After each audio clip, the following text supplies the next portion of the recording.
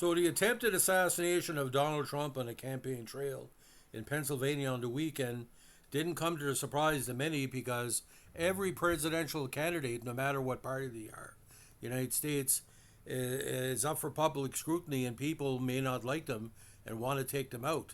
But this harkens back and what happened to Trump and what happened to other presidential candidates harkens back to someone that's been forgotten. But he almost assassinated a president of the United States in Canada. And you're saying, who's this guy? Well, he's kind of the basis for Travis Bickle on Taxi Driver, many other assassination plots, both fictional and non-fictional. One, Arthur Bremer. Now he's currently he was sentenced to 53 years imprisonment for almost killing George Wallace on a campaign trail in '72, but he also hoped to kill Richard Nixon.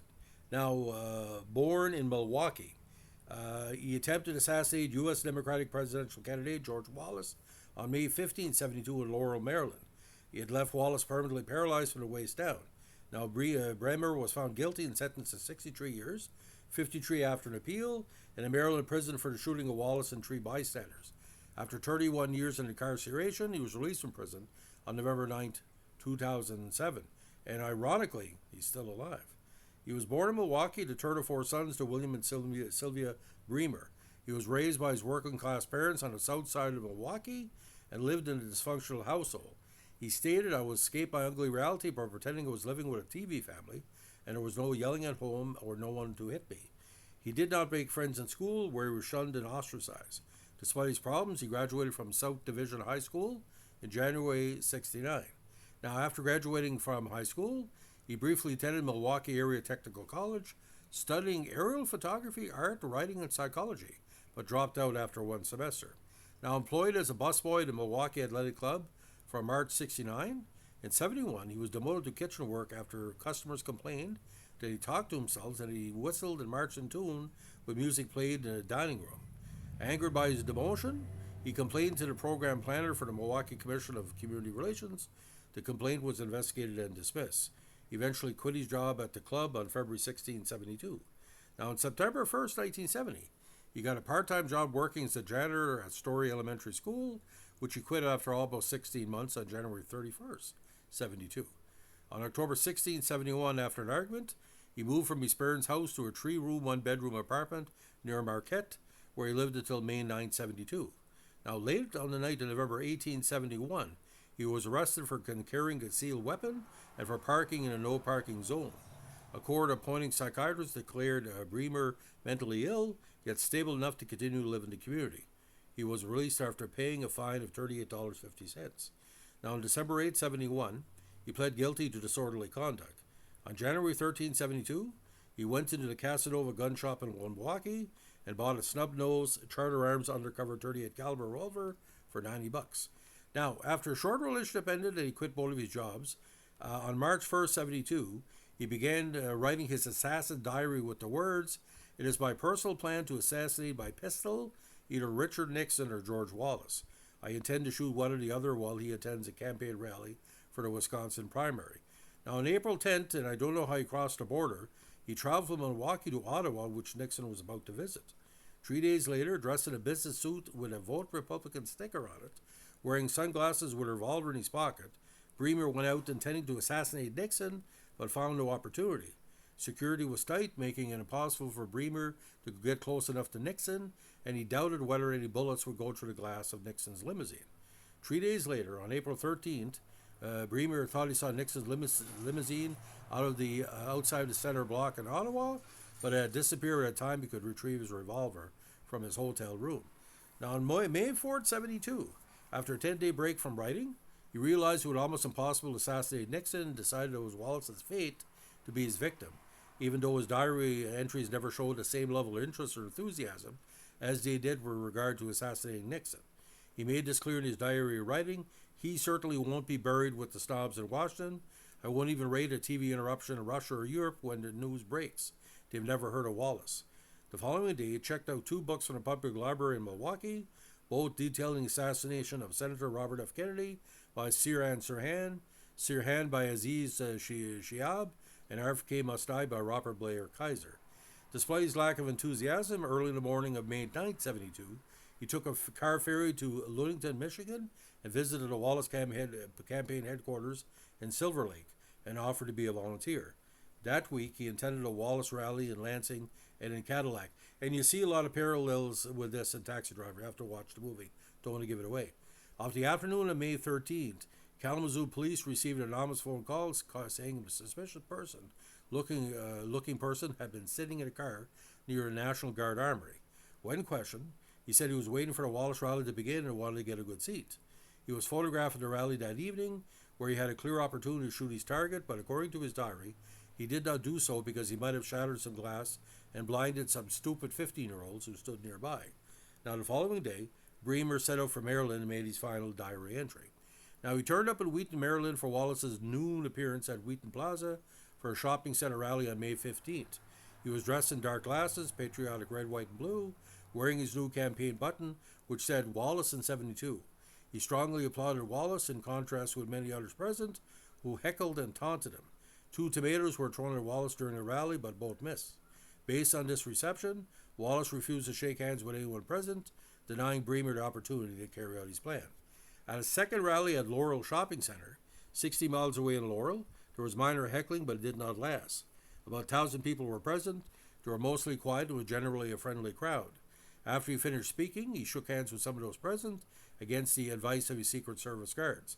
At 4 p.m., Bremer pushed his way forward, aimed his .38 at Wallace's abdomen and opened fire, emptying the weapon before it could be subdued. He hit him 4 times. Wallace fell back and lost a pint of blood, going into a mild state of shock. 1 bullet lodged in his spinal cord. The other bullets hit Wallace in the abdomen and chest. 3 others present were wounded unintentionally. State Trooper Captain E.C. Dothard, Wallace's personal bodyguard, was shot in the stomach. Dora Thompson, a campaign volunteer, was shot in the leg. And Nick Zarvos, a Secret Service agent. He was shot in the neck, and his speech was severely impaired following the shooting. Now, Bremer had planned to yell his carefully chosen catchphrase, "A penny for your thoughts," as he shot Wallace. However, in the heat of the assassination attempt, he forgot to do so. A TV cameraman captured footage of the shooting. After emptying his revolver, he was wrestled to the ground and then arrested. After searching Bremer's car, police described it as a hotel on wheels.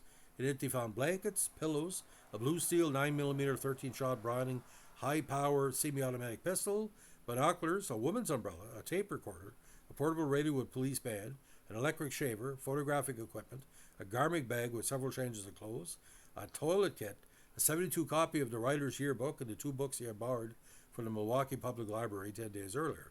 Now, in a widely noted article, journalist Seymour Hersh claimed that secret recordings of Nixon proved that, within hours of the assassination attempt, the president and top aide dispatched a political operative, E. Howard Hunt, who rushed to Milwaukee with plans to surreptitiously enter Bremer's apartment and plant the campaign literature of Democratic contender George McGovern. According to Hersh, Hunt aborted the operation because the FBI had sealed off Bremer's apartment prior to his arrival. However, a 2007 analysis of the Nixon tapes by the History News Network did not turn up any evidence of the clandestine operation described by Hersh. While the tapes did show that Nixon had instructed presidential aide Charles Colson to anonymously spread the false rumor, there was unmistakable evidence that Bremer had been a supporter of McGovern and Kennedy. There was no apparent trace of Nixon tasking subordinates with entering Bremer's apartment to plant Democratic campaign materials. Of course, Wallace ran as a third-party candidate in '68 as a very right-wing contender, so that would make absolutely no sense that Nixon thinking would benefit it, because most people knew Wallace as a non-Democrat running for the Democrats. Now, his subsequent trial in Upper Marlboro, Maryland was condensed to 5 days and began on July 31st, '72, only 2.5 months after he shot Wallace. The defense argued that Bremer had schizophrenia, and was legally insane at the time of the shooting, and he had no emotional capacity to understand anything. Arthur Marshall, for the prosecution, told the court that Bremer, while disturbed and in need of psychiatric help and treatment, knew what he was doing. He had been seeking glory and was still sorry that Wallace had not died. Jonas Rappaport, the chief psychiatrist for the Circuit Court in Baltimore, who spent a total of 9 hours with Bremer in June '72 on 4 occasions, said Bremer had a schizoid personality disorder with some paranoid and psychopathic features. but also stated that this didn't subsequently impair his capacity to understand the criminality of his actions. On August 4th, 72, the jury of 6 men and 6 women took 95 minutes to reach their verdict. He was sentenced to 63 years in prison for shooting Wallace and the 3 other people. When asked if he had anything to say, he replied, "Well, Mr. Marshall mentioned that he would like society to be protected from someone like me. Looking back at my life, I would have liked if a society had protected me from myself. That's all I have to say at this time." The sentence was reduced to 53 years on appeal, and on July 6, 73, his second appeal to have the sentence reduced further was rejected. Now, although Bremer's actions, arrest, trial, and conviction attract media and public attention, he soon faded in obscurity. As he had predicted in May 72, he did not reach the level of infamy of Lee Harvey Oswald or John Wilkes Booth, both of whom had assassinated presidents. A 113-page portion of his diary was published in 73 as an assassin diary. It covers the period from April 4th, 72, which incidentally was the day on which George McGovern won a Wisconsin primary, to the day before Bremer shot Wallace, leading to his arrest. Now, on my birthday in 1980, August 26th, an earlier part of Bremer's diary, dated from March 1st, April 3rd, was found where he had concealed it, heavily wrapped in a plastic suitcase at the foot of Milwaukee's 27th Street Viaduct. In it, Bremer discusses his desire to kill Nixon. Wallace was clearly a secondary target, and fantasizes about killing unnamed individuals who have angered him. He also imagines opening fire at random at the corner of 3rd Street and Wisconsin Avenue downtown. The diary was eventually sold to an official of the University of Alabama at Birmingham, who donated it to UAB Reynolds Historical Library. Now, his assassination attempt did not end Wallace's political career. He was subsequently elected governor of Alabama twice, in 74 and 82. However, the result of his assassination attempt, combined with changes in Wallace's personal and general political circumstances, ended his presidential aspirations. Public concerns over Wallace's health meant he would never gain the momentum he had in the 72 campaign. He entered the presidential election race in 76, but withdrew early due to lack of support. Now, Wallace forgave Bremer in August 95 and wrote to him expressing the hope that the two would get to know each other better. Bremer did not reply, and Wallace died in September 98. Now, he served his sentence at the Maryland Correctional Institution in Hagerstown. He was placed in solitary for 30 days after a fight in October 72. He was reprimanded after another fight in December 72, and then placed in solitary again for 30 days after a third fight in February 73. In prison, he declined to receive mental health treatment or evaluation. He worked in the prison library and was described by the chairman of the Maryland Parole Commission, David Bloomberg, as compliant and obtrusive. He was visited multiple times by his parents before he died. Now, according to 97 parole records, psychological testing indicated releasing him would be risky. He argued in his June 96 hearing that shooting segregationist dinosaurs wasn't as bad as harming mainstream politicians. Bremer was released from prison on November 9, 2007, at the young age of 57, after having served 35 years of his original sentence. His probation ends next year. Conditions of his release include electronic monitoring and staying away from elected officials and candidates. He must undergo a mental health evaluation and receive treatment in the state if the state deems it necessary. He may not leave the state without written permission from the state agency that will be supervise him until the end of his probation. So the lone wolf concept of this allegedly the gentleman was that attacked Trump. This is not the first, not the last time in the States and many European countries. But what was kind of ironic here, ladies and gentlemen, Nixon was getting a lot of security by Trudeau, even though Trudeau didn't really like him. So were it not for the Canadian RCMP and the federal officials, he would have been murdered in Canada. Oh, that would have changed the universe for sure. Now, in popular culture, in John Waters' 74 film Female Trouble, runaway turned criminal Don Davenport, who enlisting a reprehensible conduct, claims to have bought the gun Bremer uses to shoot Wallace. Bremer's diary was a primary inspiration for Travis Bickle, again, in Taxi Driver. And of course, Taxi Driver would be inspiration for John Hinckley Jr., who shot the President Ronald Reagan to impress Jodie Foster. Now, Peter Gabriel's 80s song Family Snapshot was inspired by Bremer's diary and describes an assassination attempt with elements from the shooting of JFK from the assassin's perspective. Bremer is called upon, among other would-be presidential assassinations, during the Stephen Sondheim musical Assassins. A Penny for Your Thoughts is a short animated documentary illustrating his assassination attempt. The source material was Arthur Bremer's diary. Actual film footage of Bremer shooting Wallace is featured briefly in a 94 drama film, Forrest Gump. And for years, some people, there was rumor going on that Bremer was black. He was not black. It seemed kind of ironic, but initial reports saying he was a black person were incorrect. Now, he's also referenced as having assassinating President Wallace in the alternate future of Stephen King's novel 11/22/63. Now, in John Frankenheimer's 1997 film George Wallace, Gary Sinise plays Wallace and Scott Brantley plays Bremer. So, ladies and gentlemen, like I said, what happened with Trump in the weekend has happened many times with what they call federal election and fellow officials over the years. You're always going to have crackpots. In the case of Trump, it was a situation where, yes, he was shot, but the odds of him getting a kill shot with the amount of security there was very light. He was far away. I don't think he was an experienced shooter.